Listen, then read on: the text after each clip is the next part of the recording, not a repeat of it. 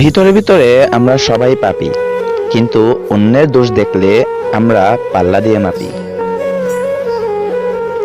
বাস্তবতা বড়ই অদ্ভুত। জীবন শুরু হয় নিজের কান্না দিয়ে, আর শেষ হয় অন্যের কান্না দিয়ে। ভালোবাসা আজকাল ঋণের মতোই হয়ে গেছে। মানুষ নিয়ে তো নেয়, কিন্তু শোধ করতে ভুলে যায়। চাকরিটা হয়ে গেলে বাবাকে আর কাজ করতে দেব না, এরকম স্বপ্ন বুকের মধ্যে নিয়ে বেঁচে আছে হাজারো মধ্যবিত্ত পরিবারের সন্তান।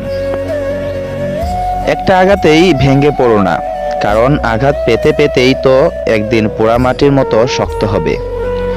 পৃথিবীতে মাই একমাত্র ব্যক্তি যে কিনা ভোর থেকে শুরু করে রাত পর্যন্ত বিরতিহীন পরিশ্রম করে।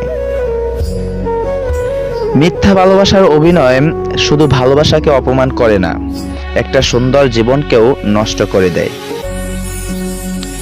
একটি সুখ মানুষকে বারবার হাসাতে পারে না, কিন্তু একটি দুঃখ মানুষকে আজীবন কাঁদাতে পারে।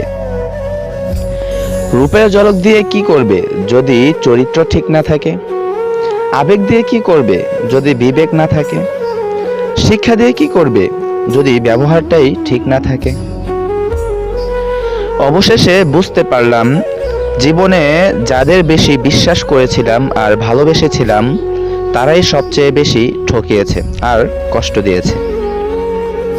প্রিয় মানুষটা দূরে গেলেই বোঝা যায় তাকে ঠিক কতটা দরকার আমার জীবনে।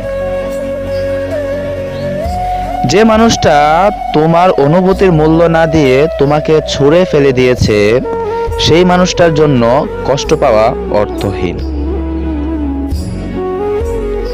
মানুষকে হুট করে চেনা যায় না, মানুষ চিনতে হলে একটু সময় আর ধৈর্য রাখতে হয়। নারীকে চেনা যায় পুরুষের বেকারত্বে, আর পুরুষকে চেনা যায় নারীর অসুস্থতায়।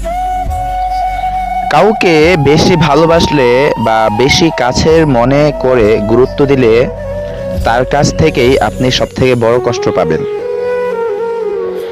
পৃথিবীটা হচ্ছে ভাড়া বাড়ির মতো, যতই সাজাও না কেন মালিকের নোটিশ পেলে ঠিক ছেড়ে দিতে হবে। একদিন এক জোকারকে প্রশ্ন করলাম, মুখোশ কেন পরেন? অসাধারণ উত্তর পেলাম, মুখোশ সবাই পরে, জাস্ট আমারটা শুধু দেখা যায়। যতই সুখে থাকো না কেন, হারিয়ে যাওয়া মানুষের কথা মনে পড়লে চোখে জল আসবেই। নারীকে নষ্ট বলার অধিকার কোনো পুরুষের নেই, কারণ পুরুষের স্পর্শ ছাড়া কোনো নারী নষ্ট হতে পারে না। কি অদ্ভুত, তাই না? প্রেমও তার সাথেই হয় যে আমাদের কপালে নেই। পুরুষের জীবনটা হচ্ছে মশার কয়েলের মতো, নিজে জ্বলে কিন্তু পরিবারকে সুরক্ষিত রাখে।